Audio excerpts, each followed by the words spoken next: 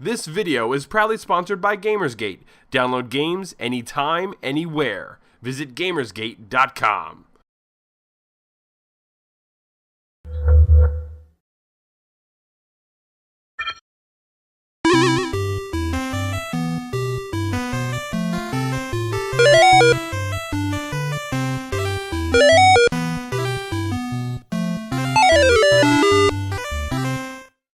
Hello, everybody, and welcome back to Elder Geeks Game Club. My name is Steve Wilkinson, and joining me, as always, is Phil Summers. Phil, how are you doing this evening? This is a special late-night edition of the Game Club. We're recording at 11:30 on a Friday, which is pretty weird. Phil is awake, which is amazing. Very happy about that. Yeah, it's my bedtime, man. Yeah. And also, as always, is the editor and owner of ElderGeek.com, Randy Yasenchuk. How you doing tonight, Randy? Doing awesome. I'm fired up on coffee, and I just got done doing a marathon play of Von Helsing, which I got to get back to after this show. But that's a busy night. It is a busy night. It is.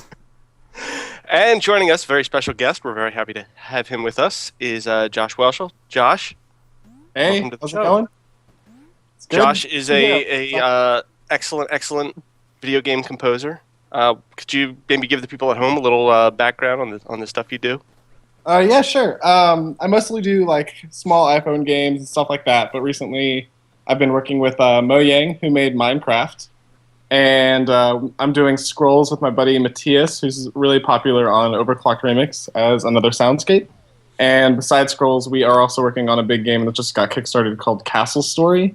It's really exciting. You guys should check it out. I'm just like super pumped to play it. And that was like a super funded Kickstarter. Yeah, that was a really surprising one. We did not expect that at all. The goal was I think it was around 70,000 or something, and they raised 750,000. That's awesome. That's crazy. Incredible sum of money. Yeah. So it's nice to say that you're actually going to get paid.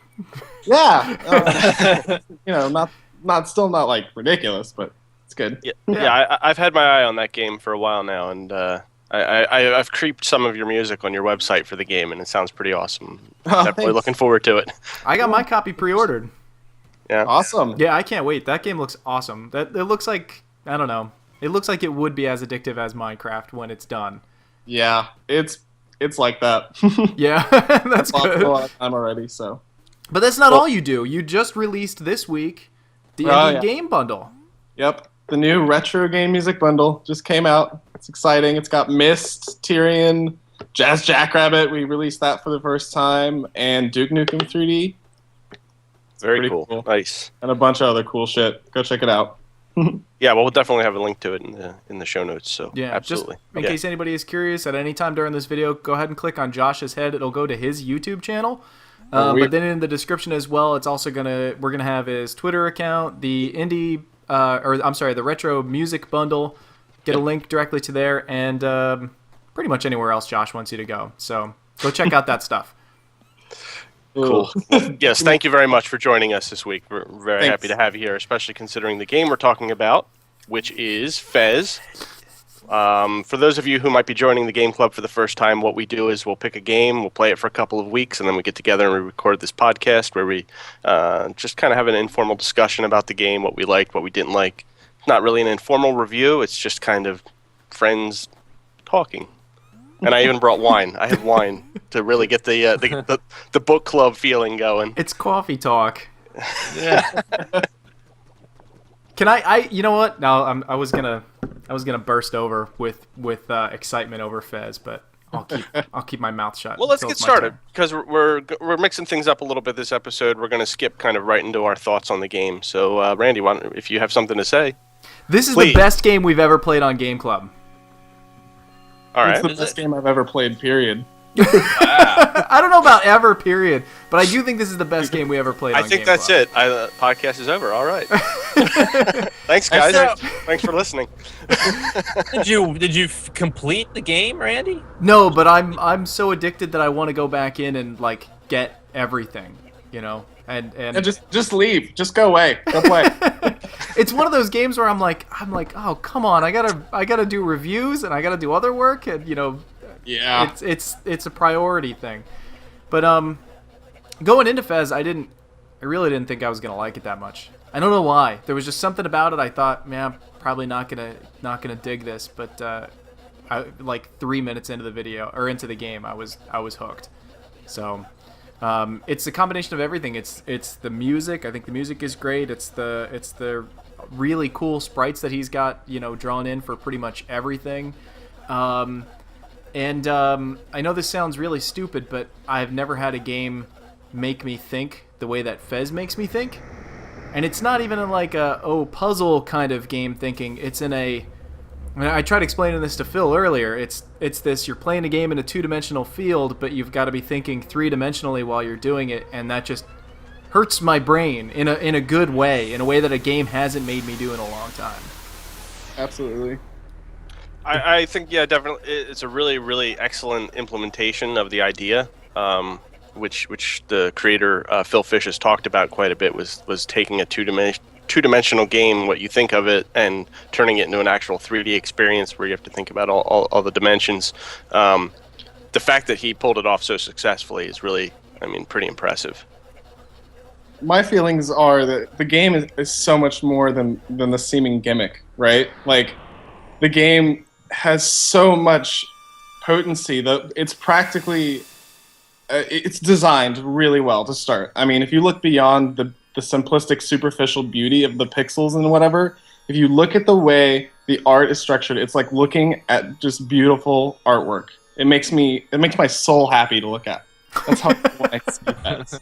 It's nothing to do with the 3D aspect and the trixels and all that stuff. It's so much more than that for me. That's awesome. Yeah, so for people that haven't played it, the way it works is, it's a 2D game, and you can tap like the bumpers on like the Xbox controller, and that will rotate the world around them. And then, like, what that does is, what's the best way to explain it? The way that items in the foreground and in the background are officially lined up depending on where they are in perspective. So even though it might be in the distance, if they line up perspectively, then you can climb up a ladder if a ladder lines up, or you can grab onto a ledge if a ledge lines up, kind of thing. So people watching the video will be able to see it and understand. Yeah, it's almost like you cheat space in the way that by flipping things around, I guess, would be a way of saying it. I think it's similar to, like, if you see a person from the back and they look awesome and skinny, and then you see them from the side and then suddenly they're really fat. That works. You see it in like cartoons a lot. I can think of like Acme cartoons with like Roadrunner and Coyote where I've seen that too. I just like the other analogy way better. I like that analogy. So Josh, you seem like you're totally like in love with Fez. So have you've completed the whole game and everything, and you? Yeah, absolutely. All the way. Like Phil was saying, it makes you think really hard, and the first thing that made me think was like, yeah, I played games that were like Fez. I played Myst. I played Riven. I really liked those games, but eventually I always succumbed, and I had to cheat. But with Fez, like, I wanted to not cheat so hard that I just lived it. It was awesome. Really? And so you completed it without cheating? Correct. Wow. Yeah, so it like came out, and then I like binge played it because I got addicted. It's bad. It is a binge playing kind of game. Yeah. So like the point I made it to, I feel like I'm either going to be running around in circles or I have to cheat. Like that's where I'm at right now. So yeah, I had some problems getting the game running for the last few days here to play it for today. So I kind of crammed in a bunch. So I believe I'm at like a halfway point. I have 96%, and I'm assuming there's like a 200%. Yeah, there's at least 200%. There's a little more. Oh, all right. Wow. Surprise. Yeah, it's pretty. I shouldn't say probably too much beyond that, but no. You can. So the game's like 2 years old now, right? I think would be safe for us to spoil it. A year. You can actually. Yeah, you can spoil what you want. It's up to you. Really. I could go pretty insane, but yeah. Well, let's talk about like how far you guys have gotten first. So like I played on Xbox, and I understand that they're like I haven't played on PC yet. I have it, but I haven't played it. And on the controller, the controller is important. So I don't know how they translated that to the video game, but I think it's audio. I mean to the PC. I'm sorry. Huh. Because it vibrates. I right. Yeah. Okay. Yeah, there's some vibration that's involved. You know, I don't know if my 360 controller vibrated at all when I was playing it. Like, because I'm playing it on PC as well with a 360 controller, but I don't think it vibrated at all. I think it Yeah, did. I'm thinking they just switched it. They switched it entirely. But I actually, if you're playing with the Xbox controller, I can't imagine why they wouldn't have done that. So maybe they did. I probably just don't pay attention because I probably just spoiled the whole thing. No, that's fine. So there's like an audio like cue you have to look for, like, huh? All right, yeah, because like basically what's happening now is I feel like on the map I've exhausted like all my options that are like go through this door without doing some kind of trick to move on. Like, so that's kind of where I feel like if I look at the map, all the white boxes that are, you know, that I haven't moved beyond, there's the little symbol for like secret, you know, the little secret symbol. So secret's pretty intense though. Like you can get 100% and not get any secrets. Okay. So, but yeah, that plays into what comes after 100%, I guess, Josh. Yeah, it plays a little bit more into the after game. I think one of the things that Phil Fish was saying about that whole model is you get to the 100%, but the 100% is only half. It's like, well, it's in the references in the game. It's like you have a new game plus. And that's how you begin your adventure into the realm of 200%. So it's pretty cool. It's like they took the RPG gimmick of New Game Plus, like in Chrono Trigger, and they actually just extended a whole game on top of that, which is a cool thing to do. That is pretty cool. I was reading somebody. He did like an AMA on Reddit not long ago, and he was saying like, "Hey, has anybody found everything within the meta game?" And he was like, "No." Yeah, which just blows my mind. You know, the fact it's that deep. So, can you elaborate on the meta game for me a little bit, and just kind of like, people listening as well, is like, what's going on there? Because I've heard a bit about it, but I don't fully grasp it, and I know it's kind of. So if anybody is listening and like really want to get into Fez on their own, they should maybe not listen to me talk. But you know what though? I don't think a lot of people would understand that there is a meta game without knowing that there was a meta game in the first place. Okay. You know what I mean? Yeah. Okay. All right. I'm sorry. I don't, you know, listen, absolutely listen. So essentially in the game, once you get to that 200%, you're still not done with the game. There are 3 big puzzles that remain once you get to the point where you've collected all 64 of the cubes. You know, you've got your anti-cubes and your normal cubes. Maybe you don't know that, but if you didn't, now you do. So I know about those. I got a couple of those guys. Yeah, cool. So yeah, you actually only need 32 total to beat the game the first time, right? Or is it 64? It's 32. I think it's 32, which I did not have 32. Yeah, so they're actually 64. And the way that you find them is in the game. If you're on the Xbox, it has something to do with the controller. And if you're on the PC, it's an audio cue. But you should also pay attention to the things in like the classroom walls. There's a whole language in Fez that you can learn and read. It's a written language. It's really cool actually once you do it, but it means you're pretty deep if you've taken the time to figure it out. Here, I guess I'll just spoil it. There is a room that you can find with a little brown dog, or a quick little dog, and what's the anagram, you guys, for the fonts, the preview? Oh, the quick brown fox ran. Yeah. Oh yeah, that one. Yeah. Like that. The quick brown fox jumps over the lazy dog.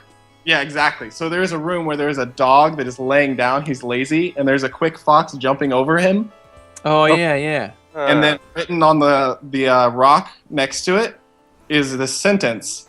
And the reason it's that sentence is because it contains every letter in the alphabet, right? Yeah. Right. And so if you deduced that, you know, there's this lazy dog and a fox, and you knew that sentence, you now have like a Rosetta Stone.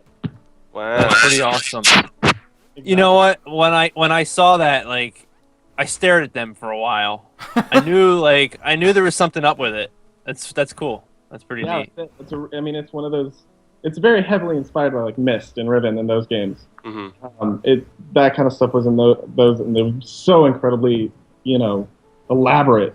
And what Phil Fish does with Fez is he takes it and just he turns it up to like 11. It's pretty intense. Yeah, pretty much. This is, I mean, if you look at it, I noticed the writing, and I didn't decode any of the writing at all, because like you like right when you start the game and you get the Fez hat, there's that whole big like sequence of it's talking to you, the hexahedron's monologue. Yeah, and as you're playing the game, I started picking up like, hey, there's letters and crap in the backgrounds. Yeah. You know what I mean? And I was like dying, and one of these days I'll get to the point where I can translate some of that stuff, and that just had to take forever to do that. Like to think about the time that he had to put into not only designing a functional game, with hidden puzzles and making the game work in a 3-dimensional scale, but then adding in this whole extra like double icing on top of it just had to take bajillions of hours. Yeah, and oh, go ahead. Okay, like Phil Fish gets so much hate for this game and how long he took, but like if you're gonna say to somebody like, you spent too much time on this beautiful piece of art, you bastard, like it's really awful. Like you like you said, it's so elaborate, right? Mm-hmm. The only thing I think about, like when I look at all of that and I see how much work has gone into it, I don't know if he could ever do a sequel to it. You know what I mean? Yeah, like, I don't think he would intend to. Yeah. But I mean, like if he thought to himself, I'm gonna do a Fez 2, it would be nuts for him to even try to undertake that kind of thing again, or to try to one up himself. People would be knocking him down, saying, "Oh, you didn't have nearly as much stuff as you did in the first one," or you spent even longer on Fez 2. Right. Yeah. It's a damned if you do, damned if you don't situation. Exactly. But to be honest, I think if anybody went to Phil Fish and said, you need to make a Fez 2, I think Phil Fish would probably first say, fuck you. But then he would say, you guys haven't even finished the first game. Right. Because the reality is, we haven't finished the first game. There's shit we haven't solved. Is it worth solving? Is it worth going insane over? I don't know. Yeah. But it's there. I don't know much about the guy aside from what I saw in Indie Game the movie and a couple interviews I've read, but I don't think that's his style to do a sequel at all. Doesn't seem like it. It wouldn't be. Maybe one day for like a charity auction, he'll like charity auction off the final secret to some crazy rich guy. Who was the artist that did that? Carly, I think it was Carly Simon. She like auctioned off like who the song "You're So Vain" was about for like some crazy amount of money. Oh wow! Yeah, so weird.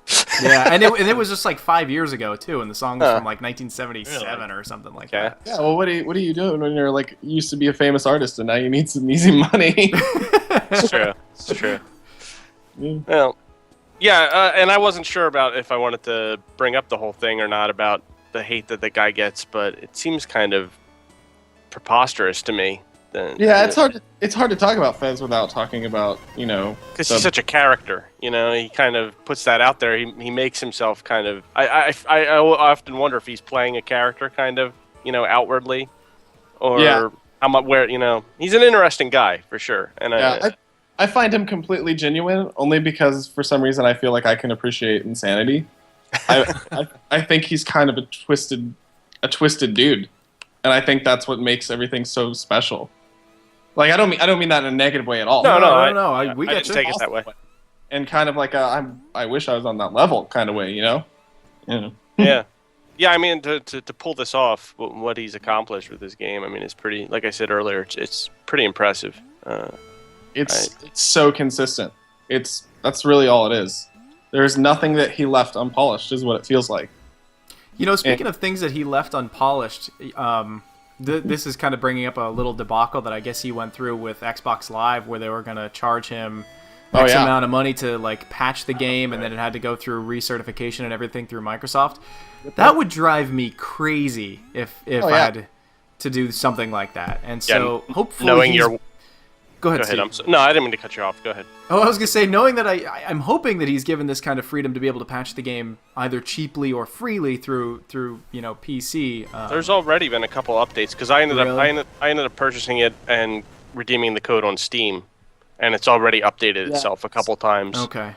The insider info: Steam does not do shitty things, and Microsoft does shitty things. So Steam charges, or Steam does not charge for that, where Xbox, as you know, charges. Right. Yeah, that's crazy. Phil, you've been quiet. Is it because you've been super tired, or is it because you don't have much to say? No, I'm listening. I'm taking it in. I'm, I don't know.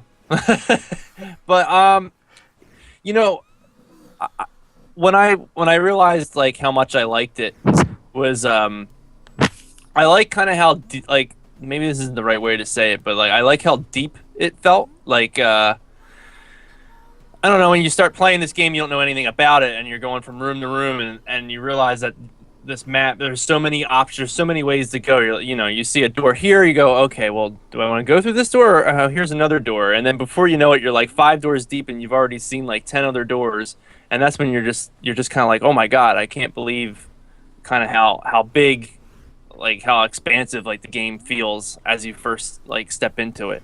Now I'm at that point where I think I've pretty much hit most of the most of the major areas, so I can see the whole map for what it is now. And now I can kind of like make sense of the warps and where they're going to take me and all that stuff. But that first time through, as you build that map, it's a pretty awesome feeling. Like it's just cool to find so many things. Even like I thought I had hit all the main areas, and then I ended up in that like Game Boy looking area, which was real cool. Yeah, and I was like, oh, this is neat. Yeah, and like it's just cool, like just how much there is to it, and all like you were saying, Josh, just and Randy, but just the way like the music's awesome. Like I'm a fan of game music. There are times where I'll just listen to like game soundtracks to games I have no interest in ever playing, and not that I never had an interest in playing Fez. I always wanted to, but I checked out the soundtrack before I ever played the game, like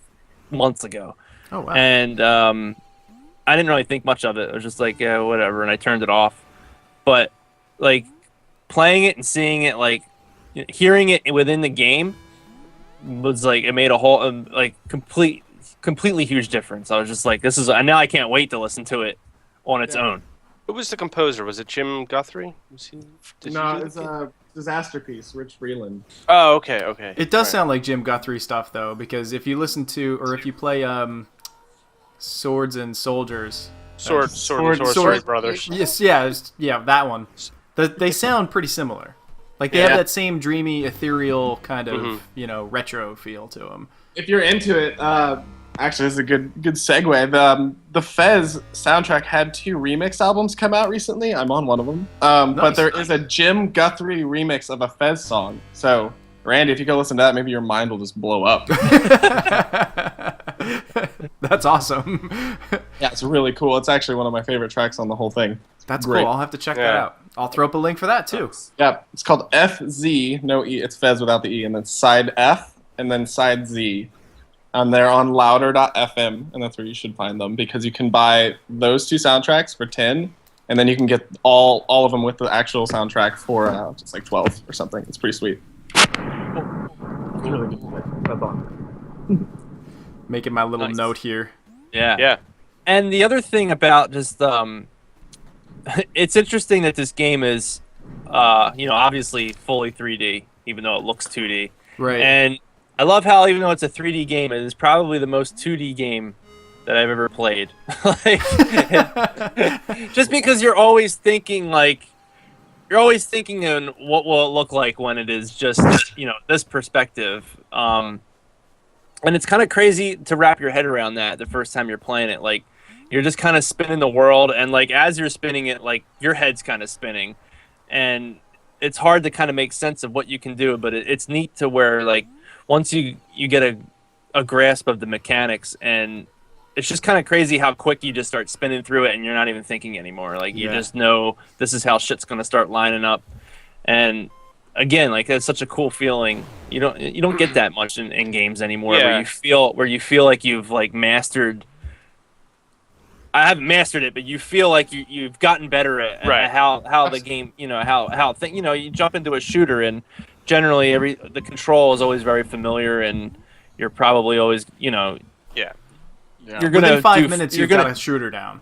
Right, you're gonna do fine. Whereas this, there's something you have to come to terms with it a little bit. You have to like figure it out, and it's just good. Like it feels awesome once you start spinning and lining up like the vines to climb on and ladders and all that, and it's just cool how it all starts coming together. It's rare when you find a game that kind of has its own set of rules at this point in time, because everything pretty much is established. It's some established version of something else, like you were saying, like a first-person shooter. And this is a game that just kind of has its entire own set of rules, and it follows them really consistently throughout.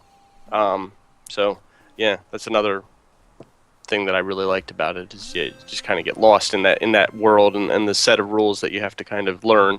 And, right. And another... Oh, go ahead, Phil. Sorry.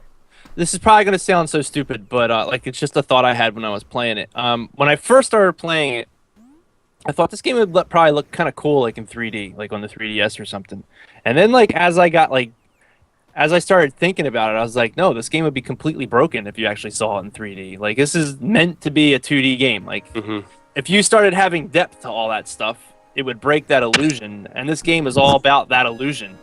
Yeah. So, That I know that you don't know is that is built into the game. what, 3D? Oh, really? Yeah. That's kind of cool. There are two different. There's one form where you gain the ability to pause time and control your perspective. So you basically zoom into yourself, and then you can see 360 around you. Wow. So that's really neat, because then you can see things like the floor. Right. Yeah. You never see the floor, so Holy you crap. can actually. Yes. So it gets to a point in the game where you can see the floor and shit like that. My brain is melting out of my ear. Wow. Yeah, so Shit. there's that whole thing. There are sometimes maybe things written on the floor that are important, or symbols that maybe correspond to certain things that are important. Holy crap! This is awesome. Pay attention to on the walls. But beyond that, once you go the next level deep, there is a stereoscopy mode where you can put on the red and blue glasses and Really? play that. Yeah. Wow. See, I would funny think that enough, he why not? wouldn't. That's crazy, because I feel like he wouldn't want to do it. Like, and that's what I was thinking. Like stereoscopic, like 3D. Like Yeah, you know, like. But think about this: you have a whole game where you have to play without that, and Right. you beat it, and you feel awesome. And then here you get New Game Plus, and you're like, okay, well now I get to play this game like I'm level 99, except not really, because there's all this other shit I have to do. So it's Wow. incredibly rewarding when you feel like you finished a game, and then all of a sudden there's a whole nother game. Right. And suddenly there's so much more meaning. And then now basically the community has gotten to the point where we've all finished as much as we thought we had, but we know there's we've solved the final riddle, but we had to the community got together and we kind of they brute forced it Yeah, essentially. I read that. Yeah. Yeah, if you guys are interested in that, you should check out. There's a really good article written somewhere. I'll try to show Randy the link if I think about it. But it's basically explaining how the community came together and solved this monolith puzzle. So you should search for like the Fez monolith if you're interested. Crazy. But essentially, it came down to this guy. Eventually, we found out like the parameters of it because somebody leaked it. Who knew Phil? And then after that, people just took to their controllers, and somebody made a web app where it would come up with a combination of characters. Like it would give you a string of 20 characters to do, and if you got it right, like you knew that combination was in that 20 characters, and it like did this crazy algorithm to make sure That's everybody awesome. Holy geeking crap. out. I love that kind of It's stuff. really intense. I love when a game inspires that kind of creativity in a community. That's So when I start and say that like this is my favorite game of all time, there's a lot more to it than what I think most people understand as Fez. I'll say. See, you could probably sit here and talk for 60 minutes and just spoil all the crap that you found out, and I feel like there'd probably still be just massive amounts that people wouldn't have gotten already. You know, I think that's why I really like this game. I was thinking about it, when I was like maybe 10 minutes into it, I was like, why aren't there any little like, giblets chasing me? Like, why isn't this like a Mario game where I need to jump over things and squish things? But then that would kind of ruin the discovery and the puzzle hunt kind of thing, or the treasure hunt kind of process, because then you would have to stop thinking and stop your train of thought and stop all that kind of crap and worry about enemies. This way it just lets you focus on finding, everything around you. And I typically hate treasure hunt kind of games. I think the last treasure hunty kind of game that I liked was Mario 64. Just trying to find all those stars, was just awesome. And this takes that and probably multiplies it by like 20. Yeah, definitely. Did you play like older games like The Seventh Guest or to be honest, like Myst or Riven? This game is heavily inspired by Myst. Yeah. Yeah, those games didn't have that treasure hunty feel, but they were still games where you had to explore and you didn't die. I never once ever felt like I was doing like fetch quests in Myst or in Seventh Guest. You know, like when I think of gimmicky games that are all about the treasure hunt, I feel like this is just a mundane task. But this doesn't do that. And I guarantee you, when you were playing Myst, you had a little notebook where you were writing out notes of like all the stuff that you were doing. I guarantee it. Yeah, both of those games, Myst and Seventh Guest, were very much just like throw you into it and like, here you go at it, and just. I remember that very much from playing those back in the 90s. Or I'm dating myself. Unless you guys played them much later. No. Seventh Guest was my first CD-ROM game, man. Yeah, Seventh Guest was like the first big interactive CD-ROM game. Yeah. Trivia fact. Yeah, I remember I asked for Christmas. You want a Stoff doll? Yeah, I want a Stoff doll. Yeah, I had to get, when I was little, I got the game for Christmas, and I had to also get a new graphics card. And I was so disappointed because I got the game and I installed it, and then like crappy that was the first time it became aware to me that people were gonna have to spend stupid amounts of money on video cards and crap like that. Yeah. I was younger, so it seemed like right. Yeah, my dad always built all our PCs growing up, so he was always kind of ahead on that stuff. Luckily, gave me a finer appreciation of it later in life. Like, yeah, I really appreciated my dad's appreciation for it. So yeah. Anybody have any negative points about Fez? I'll just say one thing, and this is literally it. This is the only negative thing that I can say about Fez. I wish he just moved a little bit faster. I was gonna say a little. There's some control issue. Like he's a little clunky to jump sometimes. I feel like I overshoot a couple of the finer jumps, but I mean you get used to it. Yeah. But no, it's for me, not it's not a thing. But it's not a deal breaker. You know? No, not at all. Not at all. Yeah. I can't say I have any. Really?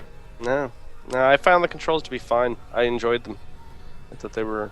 I think another negative too, and it's a little easier on PC because I was flipping back and forth between like playing keyboard and playing with the controller. Yeah. Navigating the map with the controller is kind of hard because the map is all laid out in like 3D and all this on the it's awful. On the what's that? I said that's awful. I admit. Yeah, on the PC you can use the mouse to just like click and drag all that shit. So it's like real easy. Oh. Yeah, like you can click each room. You can basically click and pull the map over to it. So I didn't even think of doing that. I had the controller in my hands the whole time. Yeah, it's a lot way easier doing it that way. If we were doing this and it was only the Xbox version and we didn't have that option, I'd be like, yeah, that needs like tons of work. But there is work in this version and it's better. So yeah, but that's and they're barely negatives.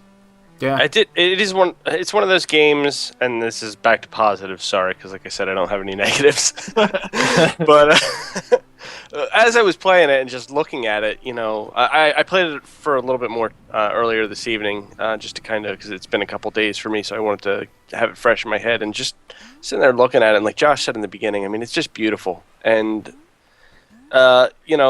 as we're kind of, I don't know how far into another topic we want to get, but just as we're kind of on the cusp of a new console generation, and looking at a game like this that just looks amazing and is such a great experience, there's always that argument of graphics getting better and better and better and trying to be more realistic and pushing that envelope and how important that is. But when you play a game like this, I just was kind of overcome with this feeling at one point where I was just like, I don't care if games never look any better than this because this is amazing, Well, because this game has soul, dude. You can tell there's like a passion in it, and there's so many cool little details and thought put into it. Just like a little caterpillar on the ground, moving around. Like there's all these neat little things. Whereas, when these big games that are made by teams of hundreds of people, and they're trying their hardest, but it's different when it's a completely different atmosphere. They're just trying to hit deadlines and all this stuff. They didn't have 5 years to sit here and plan it like Phil Fish did, and of course he's going out of his mind during those 5 years. Not that he's not going out of his mind, but he's working his ass off. But it's just such a different. It just comes out. It's a different product. Phil, are you knocking AAA games? Somebody's got to put the motion capture balls on the dog. Nobody has to do that. Nobody wants that. I love the X-Bone dog. I love. But you know what? Back to what Steve was saying. Probably some of the most popular games this generation weren't the most graphically superior ones. Super Meat Boy, Fez, Minecraft. You could easily say Angry Birds. Like, you can't go anywhere and not hit something Angry Birds related. So I mean, I'm happy that we're getting to the point now where we're trying to create games that are good and not necessarily games that are pretty to make good games. My only thought is I really wish that back in the day when we were switching from 2D to 3D, so between the SNES and the PS1 era, I really wish we were making games like this instead of just trying to push that 3D envelope. But oh well. Well, I mean, come on, this game 3D had to happen for this game to happen. That's true, but I mean, there's 3D in this, but this is not like pushing the envelope kind of 3D. Yeah. There is some actual. This is actually a pretty hardware intensive game. Really? Yeah. There is some stuff in there just to make. So everything is actually, it's pixel art on the surface, but everything has depth. Besides what you see, there are things chiseled out, and that's why as you move and especially if you ever do get to the point where you can look around in 3D and see how the surfaces move and react, you become aware that. To achieve what you see when it rotates, that transition period from one perspective to another, if you look carefully, you can see how things in the surface move, and it's like you said with the caterpillar. It's like, wow, you did not have to make the choice to do that, and it would have been a great game, but you did do that, and because of that, because there's all these intricate, polygons are took out. It's the programmer behind this game is actually a really smart dude, and. Besides taking all the time he did to do this cool sound effects of the music thing, that's really great in there. His name is Renoir. Renoir. I'm really bad with French, so I'm not. Renault. God, like that. I'm a butcher his name, and I'm terrible. But he's a super smart dude, so I felt like I had to say his name. Anyway, there's a lot of Boolean math and crazy shit in there to make this game efficient for the Xbox, as I understand it. He gave a GDC talk, and it was incredible. So that's awesome. Okay, well there you have it. They could have done it back in the PS1 era. Right. That's what I was. Right. Yeah, I mean that's kind of what I was trying to say. This is totally. I mean, it's just textured 2D basically. It's all 3D. I think it definitely required us to be here. However, somebody could have done it with the kind of demo scene sort of style. If it was a really low resolution, it could have been hacked together in a smart way. I'm sure, but it probably would not be the same. At all. Right. The 3D had to happen. There's 3D growing pains, man. How to get them out of the way, Now that doesn't mean that there couldn't have been games with more character and more thought to palette instead of the polygon, but Yeah. Yeah, that's a good point. What a good game. Yeah. It is. It is a game that really, for me, I mean, it exceeded any expectation I had.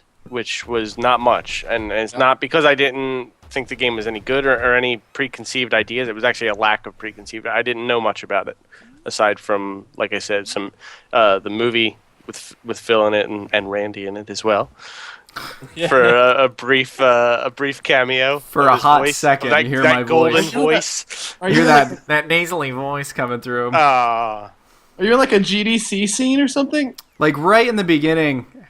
Here, this is gonna be on my gravestone, and it's gonna be you can hear him excited. on the Super Meat Boy documentary. No, and it really towards the beginning when they do this montage of Edmund and Tommy being interviewed. You hear my voice saying, "Welcome to Elder Geeks Elder Speak.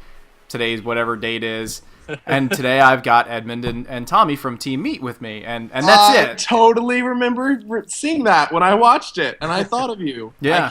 I didn't remember that. It's 10 minutes in or something like that, and yeah.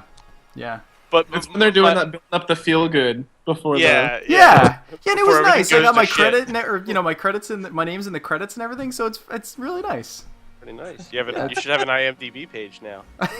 Yeah. Oh yeah.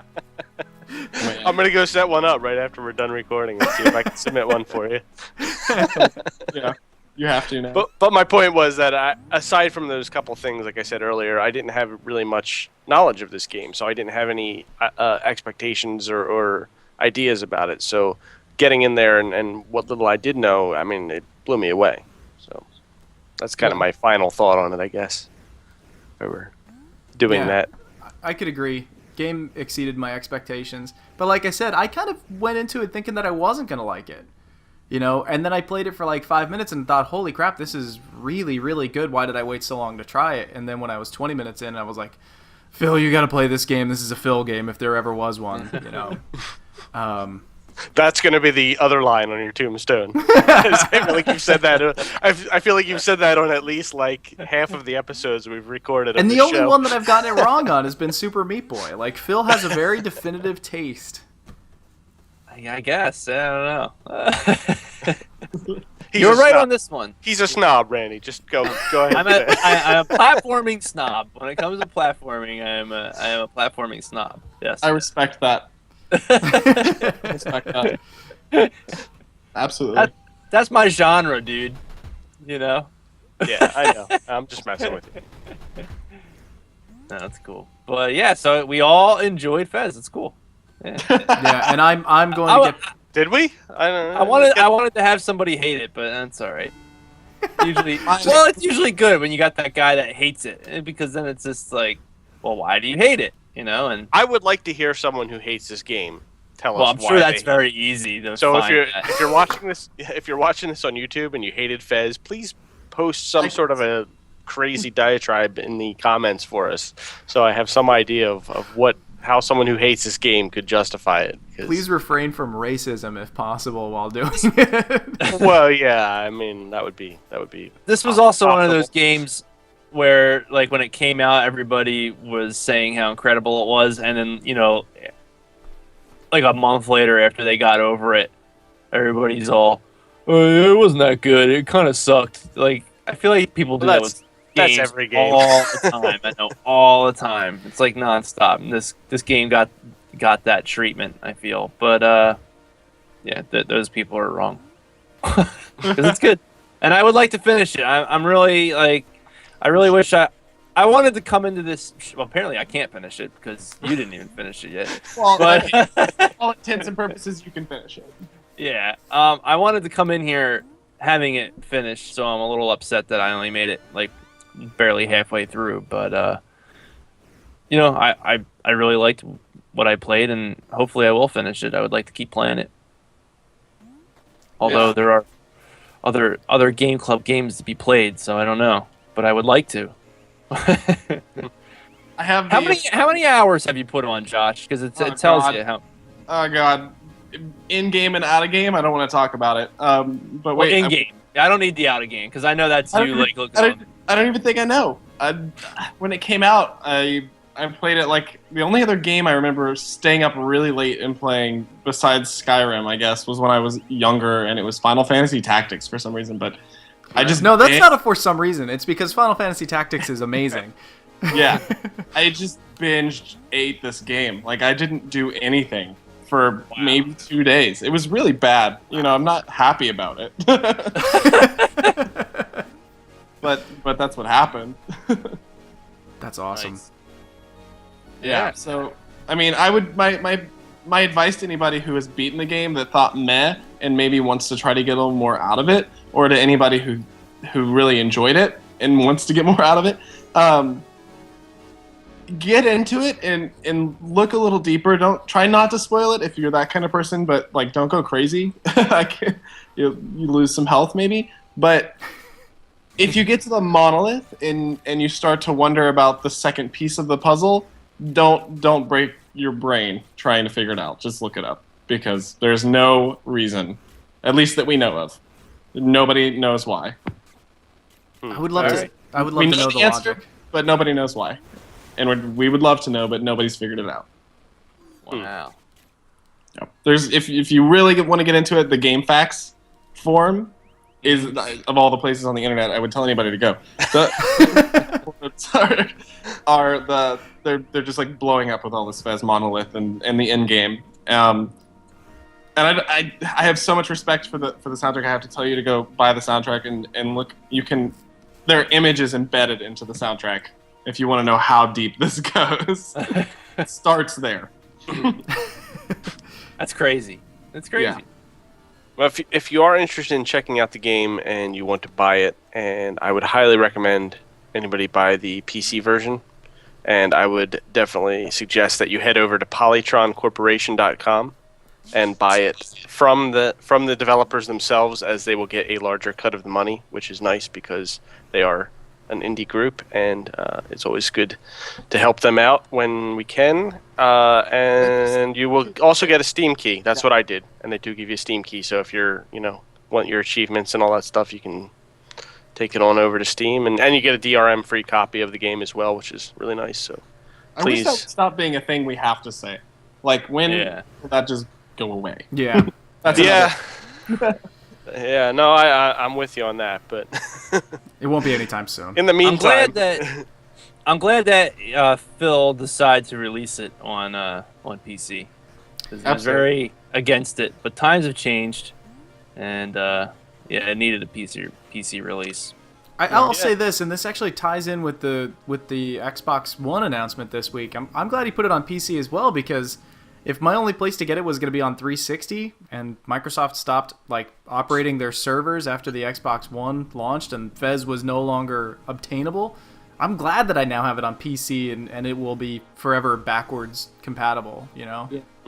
Just for the sake of the longevity of the game, and kind of segueing into hopefully our next game. I'm glad that Dust and Elysian Tale is out on PC as well too. What a good transition! What an awesome transition! Look at that. I agree. I didn't buy this game. Like I said, I really wanted to play this, and I put it off because I knew that there would be a PC version, and I didn't want to buy it on Xbox. I just don't want to play that thing anymore. I haven't turned it on. I think in over a year. Probably more than that. It's been a while. I just have no desire to play the Xbox. Now you just need to keep it unplugged for the sake of preserving the console, so that Yeah, unless you play it, then it's not going to red ring. That's the thing. I know my Xbox is on its way out, and I refuse to buy another one. Replacement. So it's just it's hanging in there.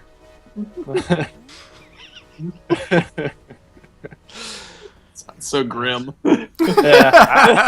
Jesus, everything got really heavy all of a sudden. Man. And another thing, laying some shit on us here. So is that our next game? Yeah, I'm sorry, I didn't run it by you. Always the last to find out. No, that's fine. But yeah, Dust and Elysian Tale. I think it just came out today, the day that we're recording this, and I saw it. I was like, gotta have it. Hot off the press. On our Steam right now. Yeah. I mean, that game just looks sick. It's on sale, yeah. And that's another one of just one dude working on this game for years. Fuck yeah. Dean Dodrell, the guy behind Dust. Yeah. Jeez. I remember seeing videos for it 5 years ago or something like that, and even then thinking it looked, crazy good. It still looks amazing. Yeah. It was one dude and two sound and music guys, and the localization teams, obviously, but essentially, the one dude. And he never even programmed the game before. That was it. He was only an artist on Jazz Jackrabbit way back in the day, and then really? Yeah, and then he tried to make a third one, and then gave up, and then we didn't hear from him, and then all of a sudden, Dust. So, pretty sweet. That's pretty cool. I know he tried to make a. This should all be saved for the next episode, but whatever. Yeah. I know he was trying to make an Elysian Tale feature-length movie on his own, and he gave up. Wow. He was trying to make. Seen it? The game, it is a feature-length movie, right? And I think it basically kind of I think it turned into the game basically. Yeah. I know he's been working on it for 10 years. Not the game, but just this like world and these characters. Yeah. So he was in there. He was deep. in the shit, as they say. Yeah. So that game looks pretty rad. I look forward to it. Cool. Yeah. So check us out in a couple weeks. We'll be back with with that. Sorry, it is. What time is it now? Well, it's getting a little late out here. It's dark 30. So, if you guys are listening to us right now on some sort of audio device and you subscribe through iTunes, why don't you head over to eldergeek.com and check us out on YouTube. We've got a YouTube channel, I think. We've got a couple subscribers nowadays. Got one or two of them. We're getting up there. We're pushing. We're ridiculously close to 20,000, and I noticed that. I want that 20,000 mark like by the time I head out to E3, but I know that ain't gonna happen. Did we lose Josh? I think so. While we wait for Josh to reconnect, I'll give you the spiel, which is head over to eldergeek.com and check us out on YouTube, youtube.com/eldergeek.com, and also check us out on Twitch TV, twitchtv.com /eldergeek.com. Yeah, there he is. Wow, and he changed location too. Wow, nice. Yeah, can you hear me? I had to.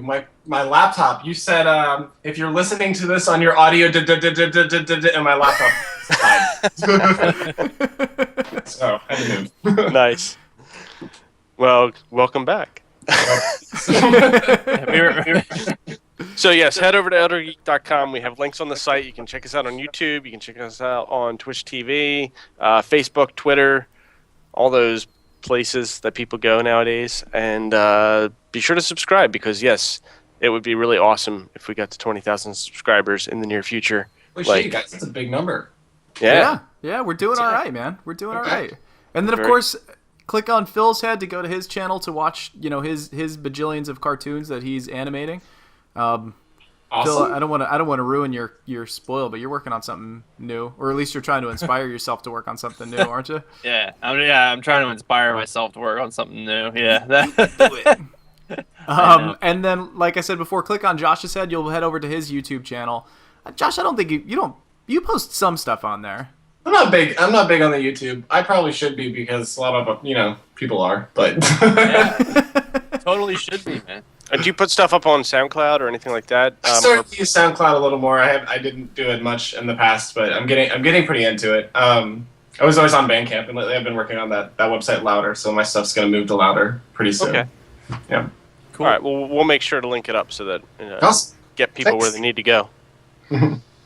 And if you click on my head, nothing happens. Nope. I think we've Nothing established happens if you that. click on your head or mine. Yeah, because we can't link to the Elder Geek channel, so well, just here we are. Well, thank you everybody very much for listening. We appreciate it, and join us back in a couple weeks for the next episode. Josh, man, thanks very much for coming out. It was a pleasure to have you on the show. Thank you so much for having me. This was awesome. I love talking about Fez, so this was cool. Yeah. I very rarely get to vent at people when I'm sitting there going over a bunch of notes and going crazy in between home and work, and I'm like, I gotta tell somebody, Are you planning on attending MagFest again? Absolutely, every time. Awesome. MagFest and always GDC too. So cool. We'll see you in 6 months. See you soon. I'm actually in Cincinnati really soon, but I'll talk about it later. All right, guys. Have a good night. Thanks very much. All right. Good night. Night, everybody.